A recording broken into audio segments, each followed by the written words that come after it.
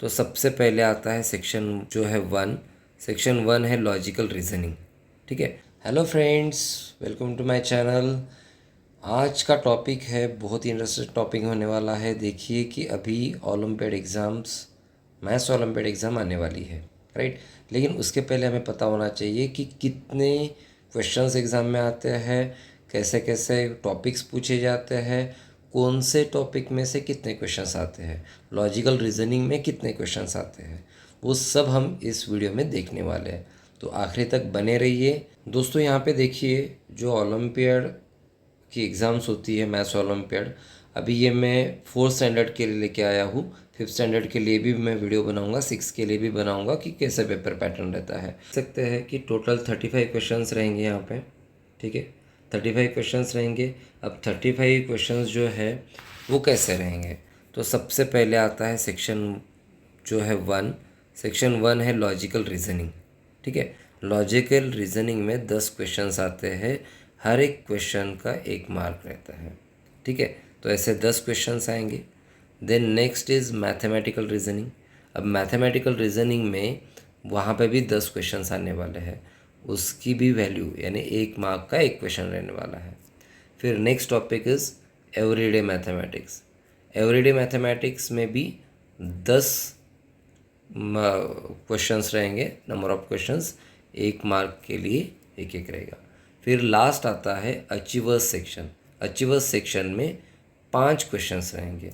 ठीक है, achievers section में 5 क्वेश्चंस रहेंगे जो कि 2 मार्क्स के लिए एक आएगा। ठीक है, ऐसे कुल मिला के 10 10 10, ये 30 मार्क्स और ये 5 2 10। ठीक है, ऐसे 40 मार्क्स का आपका पेपर रहेगा और टाइम रहेगा 1 आवर। ठीक है, अब इसमें देखते हैं कि सेक्शन 1 में क्या रहेगा। सिलेबस दिया हुआ है। सेक्शन 1 में रहेगा पैटर्न्स। ठीक है, सेक्शन 1 क्या है हमारा, लॉजिकल रीजनिंग है। तो लॉजिकल रीजनिंग यानी जैसे आपके टेक्स्ट बुक में सिर्फ एक ही पेज या फिर एक ही लेसन दिया रहता है लॉजिकल रीजनिंग, लेकिन उसमें बहुत सारे अलग अलग टॉपिक्स आते हैं। तो you have to see, you have to learn that topics. Okay, different topics.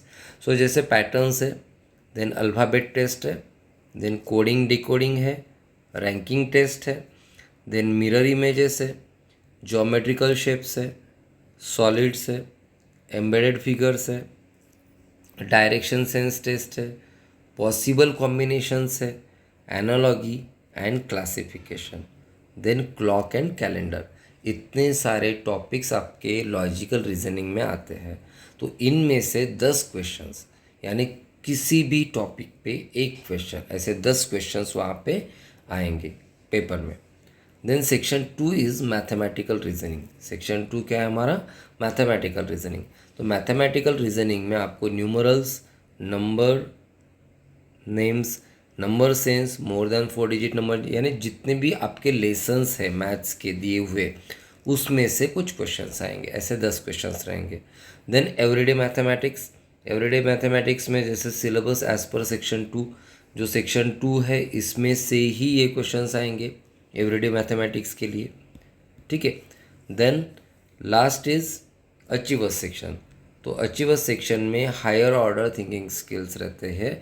ठीक है, हॉट्स में जिसको कहते हैं, वो भी सिलेबस जो है वो आपका जो सेक्शन 2 में जो सिलेबस दिया है उसी के हिसाब से रहेगा। ठीक है, अब इसको और थोड़ा सा देखते हैं कि लास्ट ईयर कैसे पेपर्स में कैसे क्वेश्चंस आए थे, लॉजिकल रीजनिंग के कौन से लेसन के टॉपिक्स आए थे। ठीक है, कौन से लेसन में से क्वेश्चन पूछे गए थे, मैथमेटिकल रीजनिंग में कैसे पूछे गए थे, वो हम आगे देखते हैं। दोस्तों यहाँ पे 5 साल का चैप्टर वाइज एनालिसिस दिया है कि 5 साल में कैसे कैसे क्वेश्चंस आए गए हैं, पूछे गए हैं। ठीक है, अब ये तो 2023-24 का है, 2024-25 में भी सेम ही है, ज़्यादा चेंजेस नहीं है उसमें। ठीक है, अब यहाँ पे 2023-24 में अगर आप देखोगे तो पैटर्न्स सेट ए और सेट बी, ठीक है, दोनों भी इसमें दिया है कि सेट ए में भी एक क्वेश्चन है पैटर्न का और सेट बी में भी है। अल्फ़ाबेट टेस्ट एक एक क्वेश्चन है, कोडिंग डिकोडिंग एक एक क्वेश्चन है, रैंकिंग एक क्वेश्चन आएगा, मिरर इमेजेस एक क्वेश्चन आएगा, ज्योमेट्रिकल शेप्स एक क्वेश्चन आएगा, एम्बेडेड फिगर एक क्वेश्चन आएगा, डायरेक्शंस सेंस टेस्ट एक क्वेश्चन आएगा, पॉसिबल कॉम्बिनेशन एक टेस्ट आएगा, एनालॉजी एंड क्लासिफिकेशन एक क्वेश्चन आएगा। ये सेट ए में, ठीक है, ऐसे 10 क्वेश्चंस दिए थे। और सेट बी में सिर्फ चेंजेस कहाँ हुआ है कि वहाँ पे पॉसिबल कॉम्बिनेशन ना देते हुए वहाँ पे क्लॉक एंड कैलेंडर दिया, ठीक है। तो सेक्शन ए और सेक्शन बी से बी में थोड़ा सा चेंजेस था। अब 2024-25 में क्या है कि 2024-25 में मिरर इमेजेस जो है, यहाँ पे मिरर इमेजेस, तो यहाँ पे मिरर इमेजेस सेट बी में नहीं थी, लेकिन वैसे ही यहाँ पे पॉसिबल कॉम्बिनेशंस जो है, पॉसिबल कॉम्बिनेशन सेट ए में नहीं थे, ठीक है। तो वहाँ पे कौन से थे, वहाँ पे क्लॉक एंड कैलेंडर था यहाँ पे, ठीक है, सेक्शन सेट ए में। और यहाँ पे मिरर इमेजेस में वहाँ पे था मिरर इमेजेस नहीं था यहाँ पे सेट बी में, इसके अलावा बाकी सब थे, ठीक है। तो ये था जो लॉजिकल रीजनिंग वाले जो 10 क्वेश्चंस आते हैं 10 मार्क्स के लिए, ठीक है, उसका बाइफर्केशन। फिर आता है नंबर सेंस वगैरह, ठीक है। तो उसमें कैसे, तो नंबर सेंस में यहाँ पे सेट ए में 4 क्वेश्चंस पूछे गए और बी में भी 4 क्वेश्चंस पूछे गए, यानी आपको पता चलेगा कि कैसे वेटेज दिया है कि कौन से लेसन के लिए। कंप्यूटेशन ऑपरेशन में यहाँ पे 4 क्वेश्चंस पूछे गए हैं और सेट बी में 5 क्वेश्चंस पूछे गए, ठीक है। जैसे 2024-25 में नंबर सेंस और नंबर सेंस में सेट ए और सेट बी के लिए 3-3 ही क्वेश्चंस पूछे गए थे, ठीक है। लेकिन कंप्यूटेशन ऑपरेशंस में 4 और 5 ही क्वेश्चंस पूछे गए हैं, ठीक है। Then next is fractions. Fractions में अगर हम देखें यहाँ पे, तो यहाँ पे फ्रैक्शंस के लिए 5 और 4 क्वेश्चंस है, ठीक है। और 2024-25 में दोनों तरफ 4-4 क्वेश्चंस है, 4-4 क्वेश्चंस है, ठीक है। Then next is length, weight, capacity, time and money. यहाँ पे 1 2 3 4 5 टॉपिक्स कवर हो रहे हैं, इसलिए इसको ज़्यादा वेटेज है।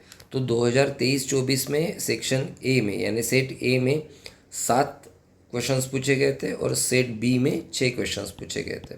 लेकिन 2024-25 में वो 6 क्वेश्चंस ही थे, दोनों तरफ सेम थे। देन ज्योमेट्री है, ज्योमेट्री में से जो 2023-24 में 2 ही क्वेश्चंस पूछे गए थे सेट ए में, सेट बी में 4 क्वेश्चंस थे। लेकिन 2024-25 में यहाँ पे 5 क्वेश्चंस है सेट ए में और यहाँ पे 4 क्वेश्चंस है, ठीक है। Then next is data handling. Data handling में यहाँ पे 3 और 2 है, ठीक है। लेकिन जो 2024-25 का अगर हम देखें तो वहाँ पे दोनों तरफ 3-3 क्वेश्चंस पूछे गए थे। तो इस तरीके से इसका पैटर्न रहता है, एग्ज़ाम पैटर्न। तो उस तरीके से आपको अभी प्रिपरेशन करनी है। ये 4th स्टैंडर्ड के बारे में मैं बता रहा हूँ, मैं 5th स्टैंडर्ड के भी वीडियो बना के लेके आऊँगा आपके लिए, 5th 6th 7th 8, ठीक है, ताकि आपको पता चले कि पढ़ाई कैसे करनी है। अभी बस कुछ ही दिन बाकी है एग्ज़ाम के लिए, थोड़ा सा फोकस कीजिए। जितने भी आपके टॉपिक हो चुके हैं ऑलरेडी आपने कवर कर चुके हैं, उसकी प्रैक्टिस कीजिए। प्रैक्टिस मेक्स मैन परफेक्ट कहा जाता है। जब तक कि आप प्रैक्टिस नहीं करोगे तब तक आप मैथ्स आप सॉल्व नहीं कर पाओगे, क्योंकि mathematics is not the process of learning, it is the process of practice, it is the subject of practice, ठीक है। तो ये बात आपको समझनी चाहिए।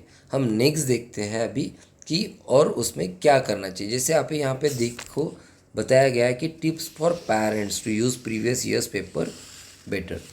प्रीवियस ईयर के पेपर अगर पेरेंट्स आपको अगर बच्चों को देना है तो कैसे आप दे सकते हो, ठीक है।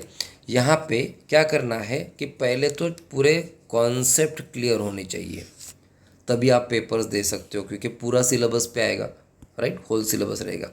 Then make your child sit in an isolated environment with no distraction. आप बच्चों को अगर पेपर सॉल्व के लिए बैठाते हो तो एक जगह पे बैठाइए, ठीक है, प्रॉपरली, डिस्ट्रैक्शन नहीं होना चाहिए, ठीक है। उससे क्या होगा कि वो पूरा फोकस कर पाएगा। और पूरा 1 आवर उसको दीजिए, टाइमर लगा के दीजिए, ठीक है। देन मेक हर और him attempt a paper in 1 hour. 1 घंटे में ही पेपर उसका हो जाना चाहिए, इस हिसाब से आप उसको दे सकते हैं। देन क्या करना है, marking answers on OMR sheet. OMR sheet उसके लिए प्रिंट लेके आइए, ठीक है। और OMR शीट पे प्रॉपरली वो कर रहा है नहीं कर रहा है उसकी प्रैक्टिस करवा के लीजिए। और उसके बाद में क्या करना है, गाइड हर और हिम विथ हर और his performance feedback based on detail solution provide. फिर आपको जो भी डिटेल सॉल्यूशन प्रोवाइड किया हुआ है उसी से आप उसको क्या कर सकते हैं, परफॉर्मेंस का फीडबैक दे सकते हैं कि बेटा आपका ना ये लेसन प्रॉपर नहीं हुआ है, ये टॉपिक आपको फिर से रिवाइज करना है, इस पर थोड़ा सा फोकस कीजिए, थोड़े से क्वेश्चन ज़्यादा यानी आपको समझने होंगे। ठीक है, तो इस तरीके से आप बच्चों को बता सकते हो। नेक्स्ट देखते हैं और उसमें क्या कर सकते हैं।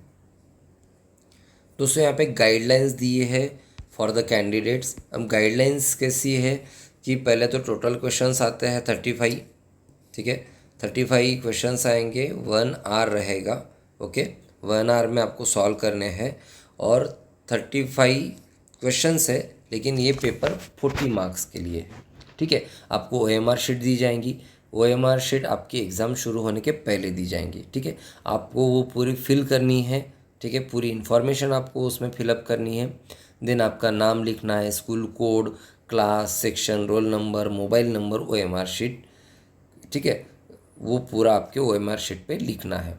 और ये ध्यान में रखना है आपको, साइन आपको नहीं भूलनी है, साइन करनी ही है वहाँ पे।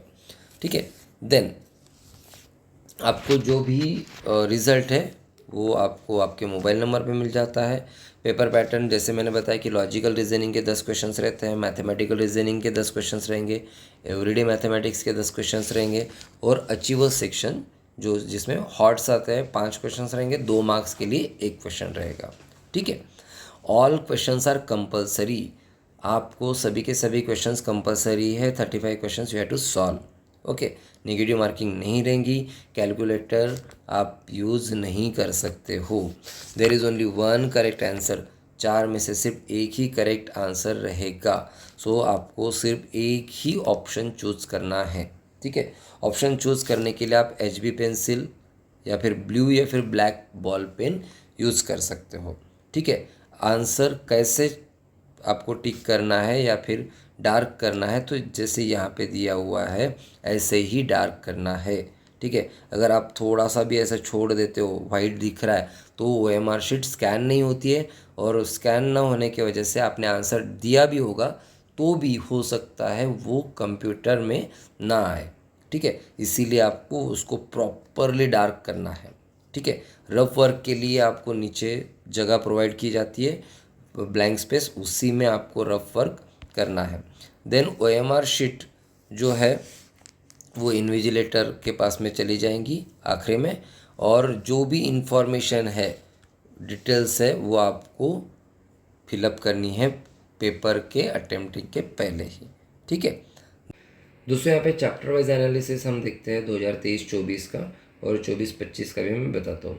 अभी यहाँ पे जैसे पैटर्न है, सेट ए में 3rd क्वेश्चन पैटर्न का था, सेट बी में 2nd क्वेश्चन पैटर्न का था। यहाँ पे अल्फ़ाबेट टेस्ट 6th क्वेश्चन था, यहाँ पे 8th क्वेश्चन था। ठीक है, वैसे ही 2024 में ये 5th नंबर पे क्वेश्चन था। ठीक है, सेट ए में, और यहाँ पे ये 3rd नंबर का क्वेश्चन दिया था। अल्फ़ाबेट टेस्ट में ये 6 क्वेश्चन ही आया था जो अल्फ़ाबेट टेस्ट था, और यहाँ पे भी सेट बी में भी 6 क्वेश्चन ही अल्फ़ाबेट टेस्ट दिया गया। देन कोडिंग डिकोडिंग में ये 10th नंबर का क्वेश्चन था, और ये वाला 9th नंबर का क्वेश्चन था। ठीक है, देन रैंकिंग टेस्ट में 2024-25 में यहाँ पे 8th नंबर का क्वेश्चन था, और यहाँ पे 7th नंबर का क्वेश्चन था, जो कि 2023-24 में ये 9th और ये 10th नंबर का क्वेश्चन था। ठीक है, तो इस प्रकार से पूरा क्वेश्चंस का आपको एनालिसिस मिल जाएगा, वो भी मैं आपको इसमें एक आपके यहाँ पे आपको स्क्रीन पे दिखाई देगा। ठीक है, 2024-25 का भी ये आप देख सकते हो। देखिए यहाँ पे आपको पूरा दिखाई देगा कि पैटर्न्स में कैसे है, लॉजिकल रीजनिंग क्या है, ठीक है, उसके क्वेश्चंस कैसे आए हैं। मैथमेटिक्स में जैसे देखिए यहाँ पे नंबर सेंस में 16, 29, 32, ठीक है, ये नंबर्स दिए हैं, क्वेश्चन नंबर्स कौन से आने वाले हैं। तो दोस्तों ये हुआ पूरा जो मैथ्स ओलंपियाड के क्वेश्चन कैसे आते हैं, कैसे पूछे जाते हैं। तो प्लीज़ पेरेंट्स आप भी थोड़ा सा बच्चों को सपोर्ट कीजिए, क्योंकि जो 4th स्टैंडर्ड का सिलेबस है वो बहुत वास्ट है मैथ्स ओलंपियाड में, वो 5th स्टैंडर्ड के बच्चों को भी नहीं आता है। तो थोड़ा सा उनको सपोर्ट कीजिए, उनकी प्रैक्टिस करवा के लीजिए, जहाँ पे भी उनको डिफ़िकल्टी जाती है वो वहाँ पे समझा के बताइए, ठीक है। और ज़्यादा से ज़्यादा कोशिश कीजिए बच्चों आप भी कि आपके पूरे के पूरे क्वेश्चंस अटेम्प्ट हो, ठीक है। पूरे के पूरे क्वेश्चंस आपको अटेम्प्ट करने ही है, तभी आपके स्कोर बढ़ सकते हैं, ठीक है। तो मेरे वीडियोस को लाइक शेयर और सब्सक्राइब कर दीजिए, ठीक है। Bye bye, thank you and best of luck, bye.